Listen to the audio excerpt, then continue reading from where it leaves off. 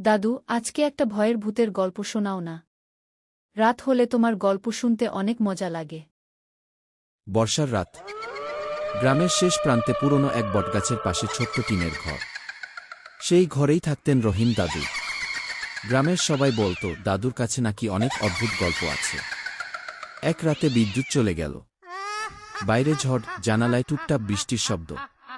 নাতি রাহাত দাদুর পাশে এসে বলল, দাদু, একটা বড় ভূতের গল্প বলো না।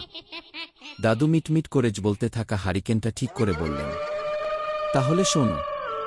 এই গল্প আজ থেকে প্রায় 40 বছর আগের গি। তখন দাদু ছিলেন তরুণ। একদিন পাশের গ্রামের মেলায় গিয়েছিলেন।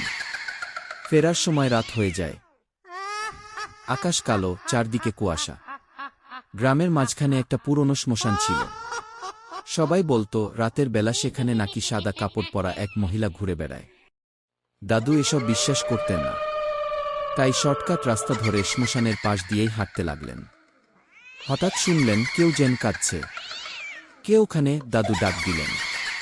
কোনো উত্তর নেই। আবার কান্নার শব্দ। দাদু সাহস করে এগিয়ে গেলেন। দেখলেন এক মহিলা সাদা শাড়ি পরে বসে আছে। তার চুল মাটিতে লুটিয়ে আছে। দাদু বললেন, আপনি এখানে কেন? মহিলা ধীরে ধীরে মুখ তুলল। কিন্তু তার মুখ দেখা যাচ্ছিল না, শুধু দুটো জলজ বলে।